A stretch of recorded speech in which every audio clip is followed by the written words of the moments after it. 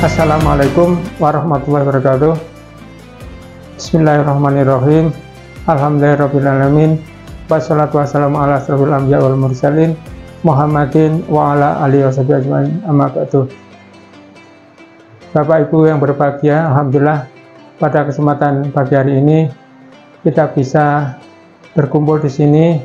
Mudah-mudahan Allah memberikan kepada kita taufik, rahmat dan hidayahnya. Pada kesempatan hari ini saya akan menjelaskan tentang masalah syariat Allah yang diperuntukkan khususnya kepada manusia seluruh alam atau semesta alam.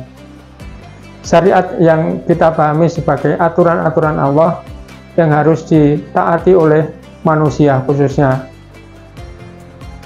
Syariat berisi kepada semua manusia, baik mulai dari Nabi Adam hingga kepada Nabi Muhammad dan sampai sekarang. Syariat berisi ada yang berkaitan dengan masalah kepercayaan atau keyakinan, ada yang berkaitan dengan masalah ibadah, dan ada yang berkaitan dengan masalah muamalah atau kemanusiaan. Tentang masalah akidah, yakni keyakinan, maka hampir semua yang bersifat akidah atau keyakinan itu hampir sama antara akidah yang diturunkan kepada Nabi Adam dengan yang diturunkan kepada Nabi Muhammad SAW, khususnya masalah keesaan Allah. Jadi pada waktu Nabi Adam juga ada keyakinan, artinya sebuah akidah yang diwajibkan kepada Nabi Adam dan kepada keluarganya. Ini berisi tentang keesaan Allah, mengakui bahwa Allah itu esa atau Allah itu satu. Sama dengan ketika keyakinan itu berada pada Nabi Nuh pun juga sama, meyakini tentang keesaan Allah, kekuasaan Allah dan lain sebagainya. Demikian juga kepada Nabi Ibrahim, Nabi Musa, Nabi Isa dan Nabi Muhammad sama. Yang berbeda adalah masalah yang berkaitan dengan ibadah.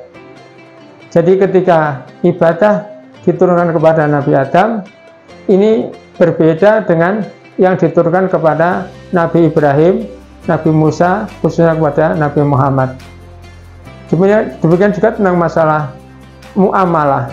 Jadi ketika muamalah itu diturunkan kepada Nabi Adam, ini berbeda dengan yang diturunkan kepada Nabi Nuh, Nabi Ibrahim, Nabi Musa, Nabi Isa, dan Nabi Muhammad. Nah, ini tentang masalah ibadah. Jadi kalau dulu, barangkali di zaman Nabi Adam, belum ada yang namanya perintah sholat 5 waktu, atau perintah puasa Ramadan 1 bulan penuh, belum ada. Namun pada waktu Nabi Ibrahim ini sudah ada yang namanya misalnya perintah tentang khitan. Jadi khitan ini belum diberikan kepada Nabi Adam maupun Nabi Nuh, tapi diberikan kepada Nabi Ibrahim. Demikian juga akhirnya khitan itu sampai kepada Nabi Muhammad, dan kita sampai hari ini diwajibkan atau disunahkan untuk melakukan khitan. Sedangkan masalah yang berkaitan dengan misalnya dengan masalah perkawinan, ini sangat berbeda antara yang diberikan aturan-aturan itu kepada Nabi Adam dengan Nabi Ibrahim dan dengan Nabi Muhammad seperti saat ini. Di waktu perintah masalah nikah pada waktu Nabi Adam, ini belum ada larangan untuk menikah dengan saudara, sehingga pada waktu itu diperbolehkan menikah dengan saudara kandung. Kalau menurut sejarah, putranya Nabi Adam adalah kembar-kembar, laki-laki perempuan, laki-laki perempuan.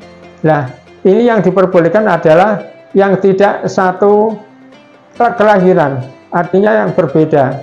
Kakak dengan adik itu yang diajarkan seperti itu, tapi semuanya tetap saudara kandung. Namun pada waktu berikutnya, pada Nabi Ibrahim, pada waktu Nabi Musa, Nabi Isa, khususnya kepada Nabi Muhammad, sangat berbeda. Ada istilahnya itu mahram, artinya orang yang haram dinikah atau haram menikah. Nah ini yang dulu belum ada, sekarang ada.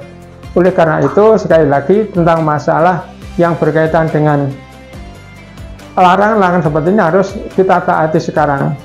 Jadi ketika orang yang hidup pada waktu Nabi Adam, belum ada yang namanya mahram, menikah antar saudara belum ada. Tetapi setelah Nabi Adam maka diberlakukan istilah mahram. Oleh karena itu khususnya pada saat ini, saat Nabi Muhammad, maka kita wajib mengikuti, wajib nuruti larangan-larangan atau perintah yang diberikan dari Nabi kita, Nabi Muhammad, kepada kita semua. Oleh karena itu sekali lagi, kalau sekarang kita berbicara masalah syariat, aturan-aturan apakah itu yang berkaitan dengan perintah ataupun larangan harus kita taati. Kalau kita hidup pada waktu Nabi Muhammad seperti hari ini, maka kita pun juga harus mengikuti apa itu perintah yang diberikan kepada kita dan larangan yang diberikan kepada kita, harus kita taati. Inilah yang kita maksud tentang masalah syariat yang diturunkan kepada manusia. Oleh karena itu, kalau kita sebagai manusia mengikuti syariat-syariat dari Allah itu, maka kita akan hidup tentram, hidup rukun dan hidup bahagia. Sementara orang yang mengingkari syariat, maka hidupnya akan rusak, akan kacau. Jadi apakah itu perintah kepada Allah, larangan Allah, harus kita ikuti. Kalau misalnya perintah salat harus kita ikuti. Apakah itu perintah salat wajib atau salat sunat, harus kita ikuti. Atau sebaiknya kita ikuti bagi yang perintah sunat. Demikian juga larangan. Kalau larangan itu haram, wajib kita tinggalkan. Sedangkan kalau larangan itu yang sifatnya makruh, sebaiknya kita tinggalkan. Itulah yang namanya syariat-syariat. Jadi dengan adanya kita mengikuti syariat, insya Allah hidup kita akan lebih baik. Jadi syariat itu tujuannya khususnya adalah untuk kemaslahatan kita manusia. Artinya apa? Kemaslahatan itu mengambil manfaat dan menjauhi madharat, menjauhi masalah kesulitan atau kesusahan. Ini maslahat. Oleh karena itu sekali lagi, kalau kita orang-orang mau mengikuti syariat Allah, maka hidupnya akan enak. Jadi syariat itu ditujukan untuk manusia, bukan untuk Allah, untuk kebaikan manusia. Jadi sekali lagi, kalau kita sebagai manusia, khususnya sekarang sebagai umat Nabi Muhammad, hendaknya mengikuti aturan-aturan yang diturunkan oleh Allah melalui Nabi Muhammad. Insya Allah, jadi kalau kita mengikuti syariat Allah, maka hidup kita akan tentram, hidup kita akan enak. Kalau kita menjadi kebetulan orang yang punya harta, orang yang kaya, insya Allah pun juga akan enak. Karena apa? Orang kaya, orang yang hidupnya kecukupan, ini ada kewajiban untuk memberikan sebagian kekayaan kita kepada orang lain. Ini bagi orang yang ada kecukupan.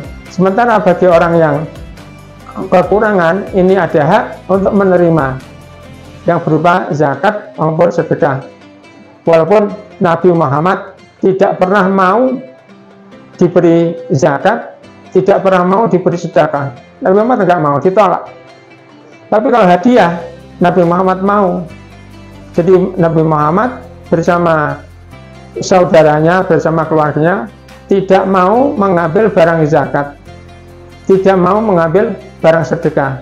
Yang mau adalah hadiah. Ini lain dengan kita. Kalau kita kan diberi sedekah kan yang mau saja. Karena apa? Ya artinya tidak ada larangan untuk menerima sedekah. Oleh karena itu sekali lagi, kalau kita sekarang sebagai umat Nabi Muhammad, hendaknya harus mau melaksanakan syariat-syariat Allah, sehingga kita berharap pada akhir hidup kita dengan melaksanakan syariat Allah, maka kita berharap hidup kita lebih baik, termasuk di dunia dan di akhirat kemudian. Mungkin itu yang perlu saya sampaikan. Saya akhiri. Assalamualaikum warahmatullahi wabarakatuh.